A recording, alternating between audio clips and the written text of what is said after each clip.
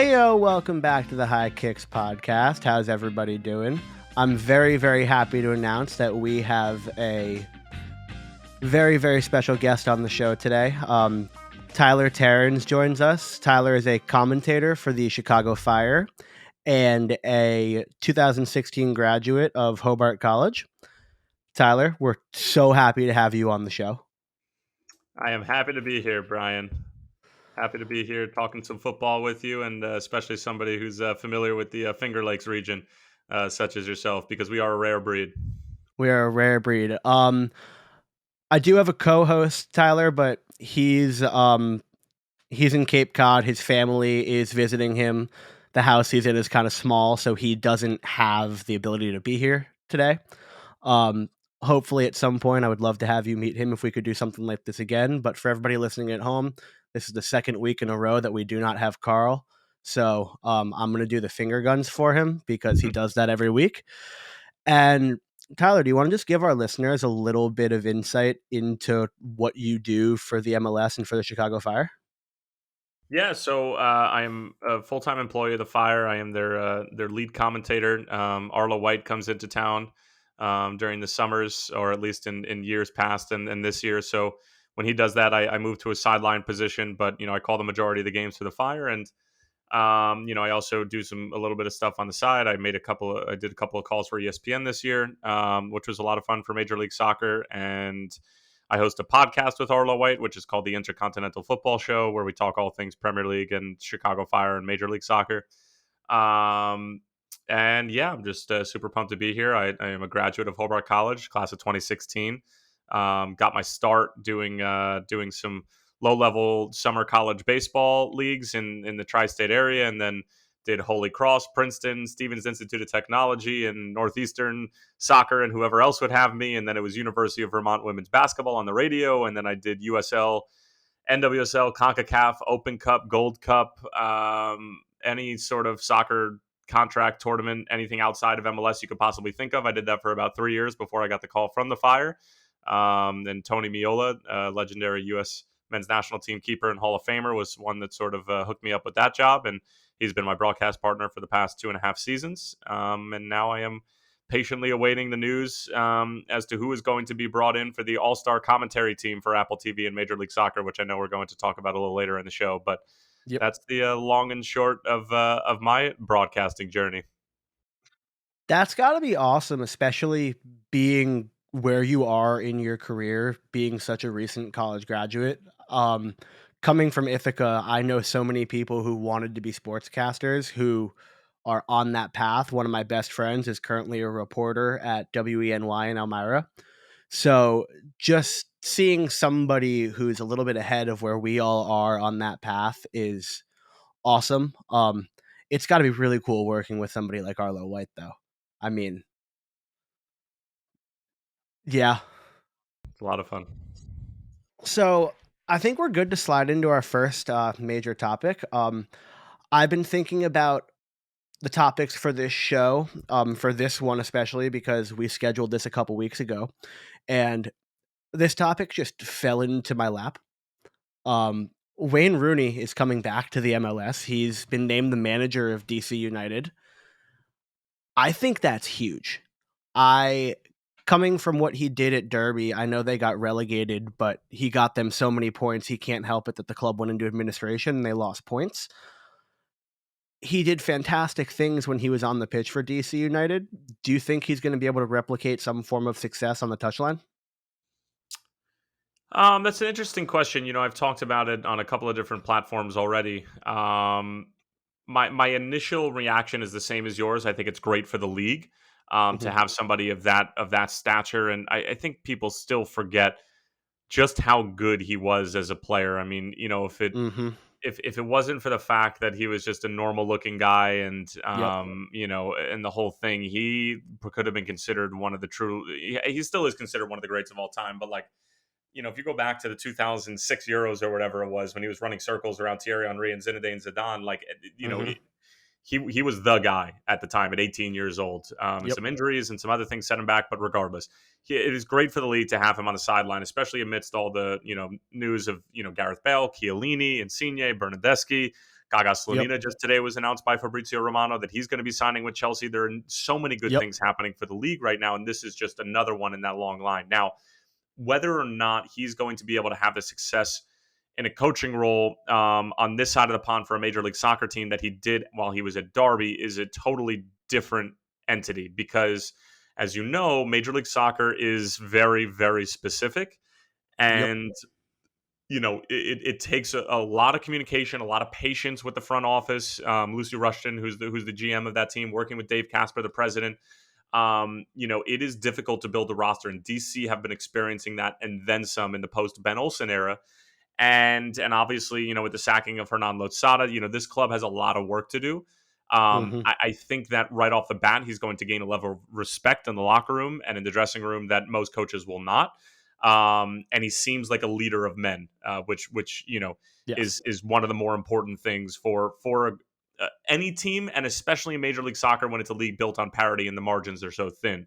But I was a little surprised by the move, given how successful he was at Derby, given all of the sort of red tape and handcuffs that he had to endure, that he would come here to then eventually make his move back to the Premier League, which is going to happen at some point. But Oh yeah, I definitely. could I could see this as a little like 4 month trial, or not even 3 month trial, because the season's ending, first week of October here in the United Hmm. States with the World Cup in November, and then maybe taking a job in the winter transfer window in England. After a quick little spell here, I don't know that. Hmm. I'm speculating, but a little surprised that it was this move to then go back. And who knows, if you don't do well here, you might not get that opportunity that you thought was a sure thing after your time at Derby. So a lot of things need to play out. But it certainly is good for the league. There's no getting around that. Yeah, I totally agree with you in terms of the commanding of respect from the locker room. It's not often that you get managed by a true legend of the game. He he's the reason why Carl, my co-host, who's again not here, is a footy fan. I mean, Wayne Rooney is the reason why Carl got into the sport, and I think he's the reason why a lot of young players turn to soccer or to football. It's so weird. I usually say football, but now that we're talking about MLS, the word soccer is just coming out of my mouth. Um, I'm a little bit unfamiliar, but are there any players on DC United that played with Rooney? Like, is he going to be managing former teammates as well? Yeah, there's a few guys. I mean, if you think about some of like their older defenders, I mean, Bill Hamid has been there, the entire time, and like there's a number of guys on that team who have been around for a while. I think Andy Nahar possibly was around when Wayne was playing for them. Trying to think. I think possibly Steve Birnbaum, if I have the years right. But yeah, there are a couple of guys that have played with Wayne. But even when he was there as a coach, and I'm sure like the question the question in that comment is sort of like, is that a strange thing to be Yeah, playing for a guy that you played with? But yeah. you and I both know when a He caliber of managed while he star was comes playing. over, he was managing that. He's an extension of Yeah, the coach, if not the coach yeah, himself anyway. So yeah, it's one of those. yeah. He definitely. My thought was when he moved there as a player, he knew more about the game than the manager. He knew more about the game than any of the players there. I mean, he was phenomenal on the pitch for them. I'm kind of excited. Like the MLS hasn't typically excited me as much in the past, as I've already mentioned, but this is an exciting move. I do think it's great for the league because he's a very big name. He's a big name manager. Steven Gerrard did his little trial run for the Premier League at Rangers. And I think Rooney doing this at DC United could be kind of a precedent for other players turned managers to do the same. And I think it could be really, really good for the league's growth. Yeah, and there's no doubt about that. The big one with Wayne is that obviously he has the experience from Derby, so it's not like he's Yeah. this would. I don't think many teams would give an opportunity as the first one to Yeah. lead an MLS team. Even Thierry Henry, he was an assistant with Belgium, and he had that other Hmm. other experience as well in France. So like it's one of those where I think that this is a really really good situation for both parties on paper. It could be a disaster though, because DC Yep. have been in a bad way for a number of years now, and they have not built this roster. I think the way that DC fans wanted to, and they just got absolutely slammed by the Philadelphia Union 7-0. I So saw that. I there's a saw lot that. of work to do. I think no matter what happens, he's gonna instill some kind of good footballing system because he's Wayne Rooney. It's just gonna be, can the roster play it properly, and will they succeed with him? Yeah. Yep. So you mentioned it before. You mentioned um, the big names that I was going to have us talk about for moving to the U.S. Insigne, Bernadeschi, Chiellini, Bale. On the other end, Gaga going over to Chelsea. That's huge because the MLS has kind of a reputation among European football fans as a quote unquote retirement league. I don't agree with that. I truly think the league is growing. Being able to pull a Insigne in at 30 years old, Bernadeschi's under 30. Bale, I think Bale is a little bit of a different story. I don't think this is a retirement for him. This is a tune-up because I think had Wales not qualified for the World Cup, I think he would have hung it up.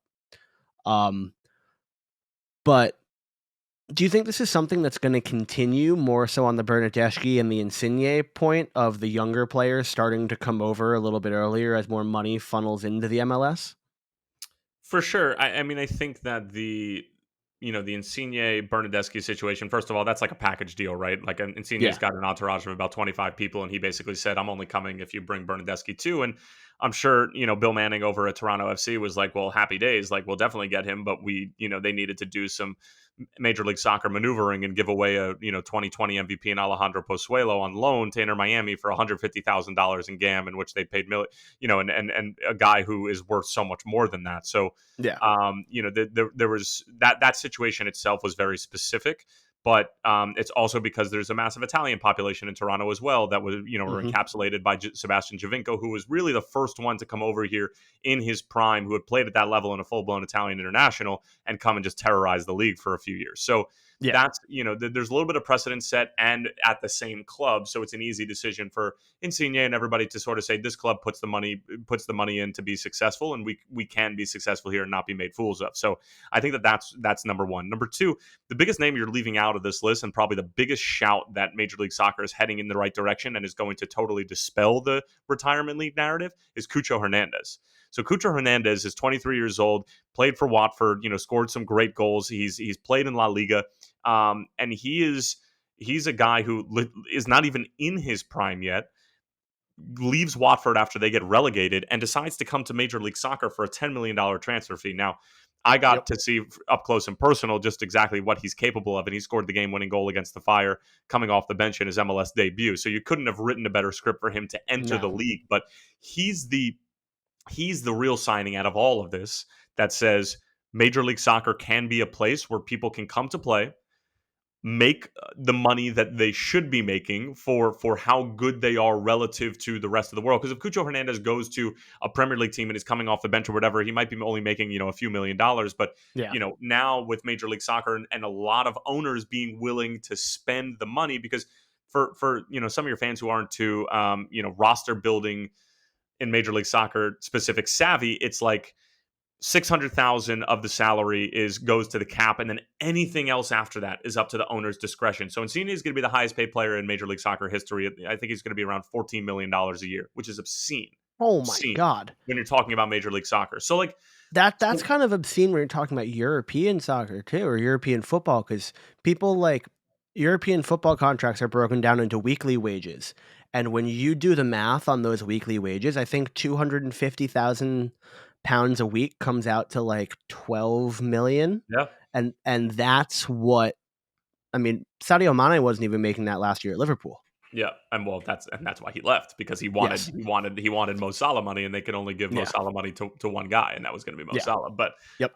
yeah, so with all that in mind, um, it is slowly but surely becoming a league where, and especially given the fact that with this new Apple TV deal, Not to totally segue into our next topic here, but no international geofencing, and everybody around the world is going to be able to watch Major League Soccer if they pay a little bit of money for the Apple TV subscription. And it doesn't matter where you are or what game it is; every game is going to be on Apple TV around the world, which is going to be huge for recruiting and huge for scouts as well, to be able to see talent in Major League Soccer who either are domestic or foreign, and bring them over on the other side of the pond. So a lot of things are coming together for the league right now, and it's a really, really, really good thing for the league, and I'm super excited to be a part of it at a pretty young age to see where it's going to take off for the next 10, 15, 20 years. That was a perfect segue. Like, actually a perfect segue, because when I first heard about the Apple TV MLS deal, I had mixed feelings about it because there wasn't a lot of information. I wasn't necessarily sure. It's confirmed that the MLS is still going to stay on linear TV as well, right? Like, it's not fully going behind the Apple TV Plus paywall. There are rumors that there will be some form of linear coverage, some Okay, sort of game of the week type thing, and then obviously I think that MLS Cup will be on linear TV as well, because that's a pretty tough thing to put behind behind a a paywall. paywall. Yeah. Yeah. So I've always, not always thought, because it's recent, that the MLS in the US is definitely ready, I think, to go behind a paywall. It I think has surpassed the NHL as becoming the fourth most popular league. I could see it passing the MLB soon because the numbers for MLB are declining, and baseball is just, I don't even want to get into it. Um, but I do think globally, if it comes off of linear, I'm not sure how many people outside of the US are gonna pay for Apple TV Plus strictly for the MLS. Although I do think a lot of people already subscribing to Apple TV Plus will go check out MLS, if that makes sense. Yeah, and it's an interesting one because season ticket holders will get the free subscription, which is big, right? So your diehards are Mhm. going to remain your diehards, and you're doing right by them. As far as that's concerned, yeah, I mean, like, listen, there was a big complaint that you're going to lose casual fans who are going to stumble upon Major League Soccer on network Yeah. television. Truth of the matter is that if you looked at the numbers and the ratings for network television, Major League Soccer, they're not good. They're really, really not good. So, like, nobody's That's not turning on. just Major League Soccer, though. Like, network television ratings in general are just. I mean, yes, but at the same time, for soccer, it's particularly bad. People tend, Yes. when they see Major League Soccer on Fox or ABC or Mhm. ESPN, they tend to turn it off. Because if you're just scrolling through and you don't know much about the league, it's tough, and you can't create that sort of emotional affect that you need to grow a league. And the way that you might be able to do that is to have it behind a paywall, have a bunch of content that's created by the teams, that is accessible on that channel as well. And that's also just how this demographic is consuming their content nowadays. It's on streaming services. They want a one stop shop, and that's what fans are going to get now. Yeah, I mean, thinking about it, I watch most of my Premier League now on Peacock Premium instead of on USA Network or on NBC. So I totally see that. I mean, the diehards getting the free subscription, that's a win-win for everybody involved. And if the diehards have that free subscription, it allows them to bring some friends over, introduce them to the league, and then maybe get them to subscribe because of it. So I don't know. This conversation kind of enlightened me a little bit because I was kind of worried for the MLS, but all the points you've made, I don't really see how this could go wrong. No, I mean the other big thing is that it's a partnership. It's not just a rights deal. So it's not like Tim Cook and Apple are just saying all right, we're going to dust our hands. We'll write you a check for $250 million every year for the next 10 years, and we're just done with it. No, like I think that Apple TV, as one of the better companies in this country and in the world for the past 30 some odd years, understand that MLS is a growth entity right now, and that that's why there's so many professional athletes and big time celebrities who are pumping their money into these teams. When you think about World Cup 2026 coming around, and sort of what World Cups in the past that have been hosted in the United States have done for the game in this country. Last time that we hosted the World Cup, Major League Soccer was born. So what is going to happen when you have all these guys, Tyler Adams, Weston McKennie, Christian Pulisic, Yunus Musa, Gio Reyna, all in their prime, Yep. playing in front of American crowds um, Yep.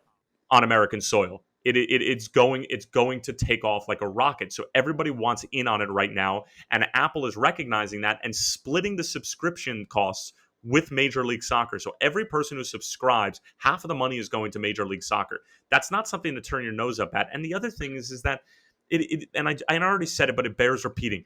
Having every single game on one platform, no matter if it's on if it's also on ESPN, it is also going to be on Apple TV. So like there's a big complaint with a lot of MLS fans right now. I don't know if the game is on Univision, if it's on Twitter, if it's on Fox, if it's on ESPN, if it's on ESPN Plus, if it's on ESPN Plus and I live in Milwaukee and I'm a Fire fan, well I get blacked out because I'm more than 75 miles away. There's no geo blocking. There's nothing. I know that we're going to lose that sort of, local commentator flavor, and that's something that directly impacts me, but in terms of long-term success and growth of this league, this is only going to do good things. Are they not still going to have local commentators? Is it just going to be It's those going who to work sort of for be Apple? like it's sort of going to be like the NFL.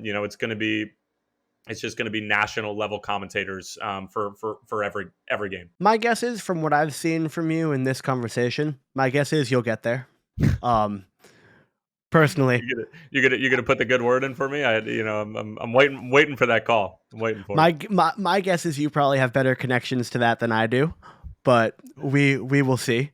So your conversation about the World Cup, I'm just gonna segue us into kind of just the upcoming World Cup and what it can do. Do you think if the U.S. performs well at this upcoming World Cup, it could set the stage for the MLS eventually becoming a top 5 league?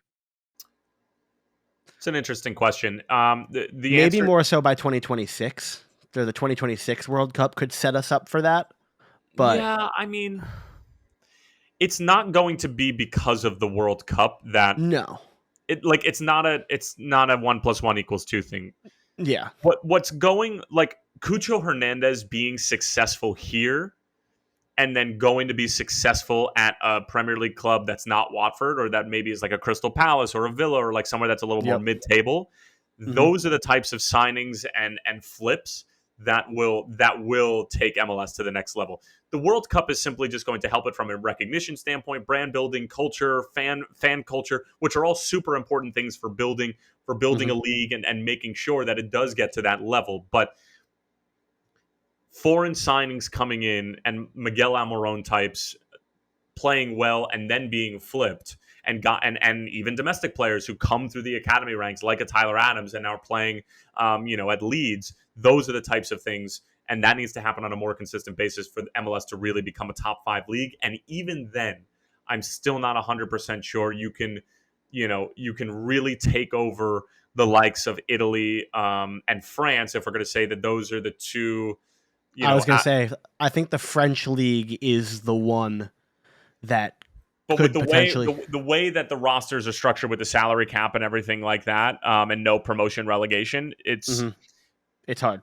it's really really difficult. Could it be a top 10 league? Yes, for sure. Yes. But like, I'm pretty sure based on the league coefficients, it already might be a top 10 league. yeah, the league coefficients and those numbers. But like anybody who watch like Oh yeah, I know. I even know. watching El Trafico on Friday, there were moments where I'm like, what is Gareth Bale thinking right now? Because some of the football was abysmal. Like like some of the passing and the cheap giveaways, and the needless turnovers were horrific. And and listen, like these are by two of the best teams in the Western Conference too. But there's just such a big gap between guys who are making $80,000 to $100,000 on the supplemental roster, and then Carlos Vela, Gareth Bale, who's not even a DP, and Chicharito, and those guys. Like the gap is too big right now, Yeah. and the only way to close that is to have it be an open market potentially and promotion relegation, but the latter of which is never going to happen because you have teams who paid $350 million to play in this league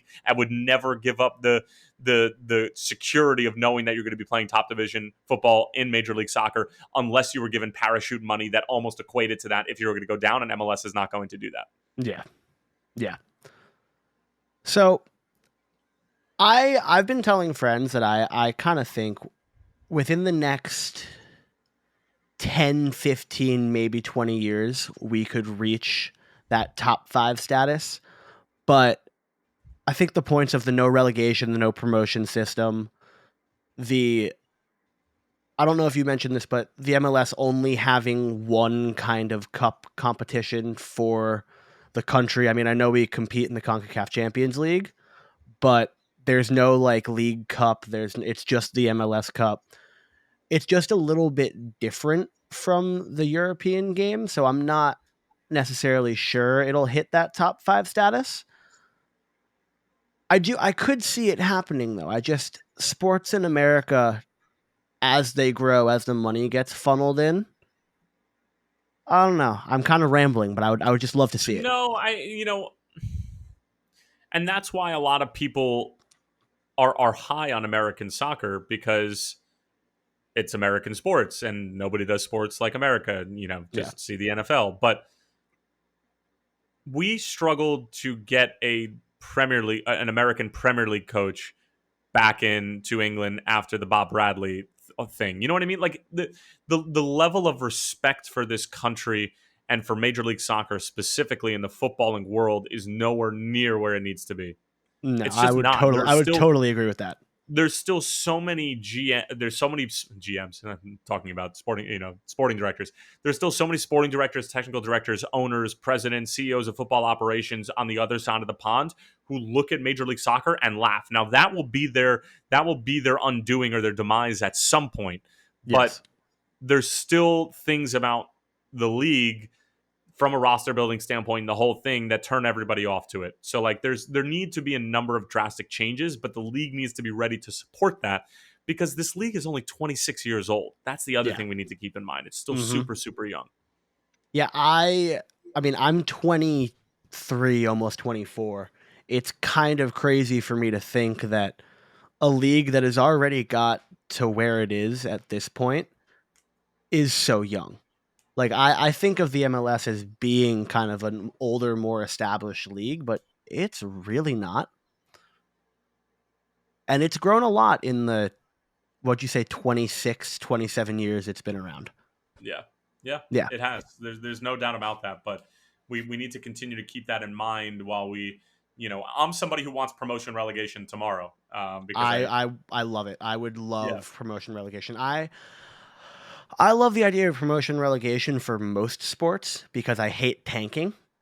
And if there's promotion relegation, there is no tanking. You can't purposefully suck to get Well, there's also growth. no reason. There's no real, benefit in tanking too. I mean, yeah, there's Yeah. the super draft and everything like that, but like the draft in Major League Soccer isn't the draft in NFL where it's going to No. set you up for years Yeah. to come, so you can draft a quarterback or draft a running back or whatever it might be. But um, it's yeah, it needs to happen at some point, and it'll just add another level of competitiveness to this league that will also force it to not be a retirement league because teams are not going to take chances on guys if they're not going to buy in and they're going to potentially put them in a position to be relegated. Because if you start to spend all that money on somebody who's not bought in, you'd rather get three young South Americans who are going to do the legwork and put it in, night in and night out than one European megastar who's worth $8 million a year that is sort of just collecting a paycheck. You'd rather just get results at that standpoint.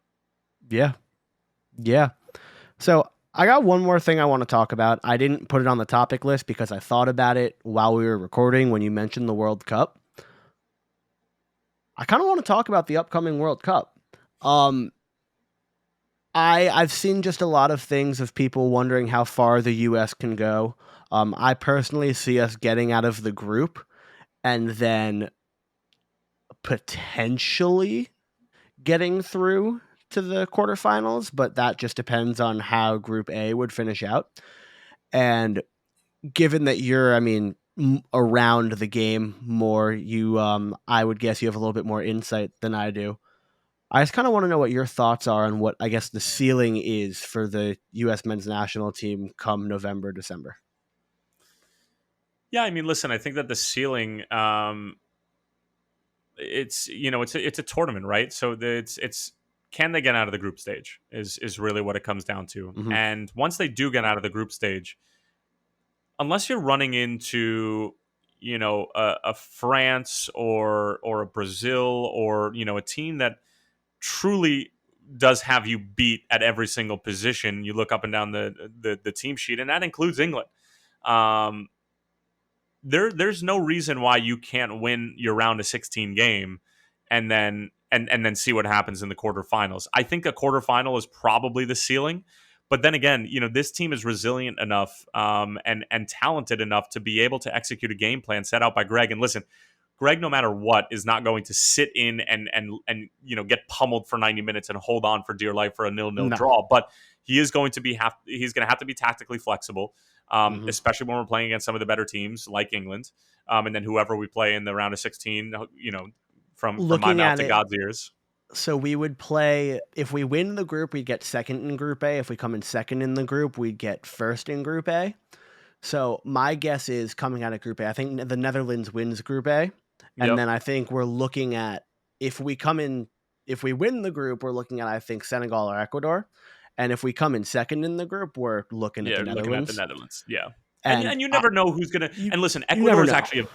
Ecuador is actually a very good team, and Yes, they Netherlands are are. not, and Netherlands are not the Netherlands of 2014. So No. they're still very talented, obviously. But Mhm. like, there are things that are going to happen that are going to shock people, as is the case in every single World Cup. So like maybe the Mhm. U.S. finish in second and Ecuador finish in first, and we get Ecuador.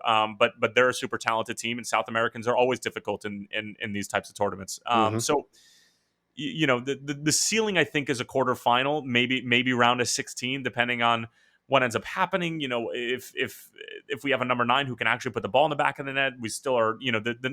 We have big question marks at goalkeeper and number 9. So like Mhm. those are really important positions to not really know what you're going to do heading into it. But the rest of the team is really, really good, and you have guys who are Yep. playing legit European football. Like this team should get out of the group, and you see Yep. what happens in the knockout rounds. That's all that you can do. Yep. As far as goalkeepers, so I'm a former goalkeeper. I follow that somewhat closely. I saw Zach Steffen is on loan from City, which I have been saying needed to happen because you need minutes before a World Cup. You just do. It's more beneficial if you're playing for a lower level side than riding the bench for a Premier League team. I also think Matt Turner should go out on loan from Arsenal just because, again, playing time. But that is kind of the question mark for the U.S. team. And it's unfortunate because growing up, I mean, the keeper that I'm used to thinking of when I think of the U.S. team got changed on Wikipedia to the Secretary of Defense. So, in a time when I was younger, we were solid at the back in like between the sticks, and then the outside or the outfield was a little bit rough. And now it seems like it's the other way around. I just want them to get it together fully because when you mentioned 2026, I've been telling people I think 2026 could be a shocker. I think if everybody's in their prime, I think semifinal, final, potential winner. But I'm an optimistic American, so we will Yeah, I see. would. I would. Yeah. Listen, I wish there were more of you, and I wish I had shared the same sentiment. But we are still an incredibly young and Yep. inexperienced footballing nation when it comes to those types of moments. So Yep. I'm focused on November right now, and getting out of the group. I think that's the biggest thing. Three Yeah. points against Wales is the first thing that's on my mind. So Yep. we shall see. I saw before we head off for the night. I just need to. I'm not sure if you saw this. So there was a meme that was going around of that said, "Imagine Christian Pulisic scores a game winner against England in like the 92nd minute, lifts up his jersey, and the shirt underneath says it's called soccer." I just think that would blow the world up, and it won't happen. But I Why would just not? love because I don't think he'll pull up the shirt that says it's called soccer. I Well, do. if I bet you he's seen the meme, and Yeah, why wouldn't you just have it written underneath your just jersey in case. just in case? The other thing is it's going to be 95 degrees in Qatar, and I don't know if playing with an undershirt is really That's the also best true. move either. That's also. It's gonna be so hot. It's weird that there's like. It's weird that there's no World Cup going on right now, and it's going to be even weirder when there's one going on in November. Yep, yep. I'm But just I'll tell excited I'll for it. tell you what though, that USA England game on Black Friday will be one of the highest rated sporting events ever watched in the United States. I am so excited. Yep, I mean, I'm wearing my Liverpool shirt. I have good Trent man. Alexander. I'm wearing Trent Alexander Arnold is on the back. Um, he's like one of my favorite players. I hope he gets exploited in that match. He's literally a day older than me. So like from just the get-go, I've loved him. There you go. Yeah, Awesome. I think that's all we got. Tyler, I want to thank you so much for joining us. Just how fast you responded, how interested you seemed. Just thank you so much for everybody listening. Go look up Tyler, follow him on Instagram. I can't remember it off the top of my head if you want to say it really quickly. It's Um, at TN Terens on Instagram and Twitter. Yep. um, but I'd love to do something with you again in the future. Thank you, thank you so much for joining, My and pleasure, man. Really. go Statesman, because family school, gotta say it. Anybody who I know from Ithaca is gonna hate that I just said that, but I gotta. Appreciate you, bro. You're a statesman in my book. All right. You're a All right, statesman in my book. awesome. And to everybody listening at home, peace out. We'll see you next week. I think Carl's gonna be back next week, so it's gonna be a little bit more of a high kicksy kind of vibe. Carl's the funny one. Carl's the funny one. But that's all we got. Peace.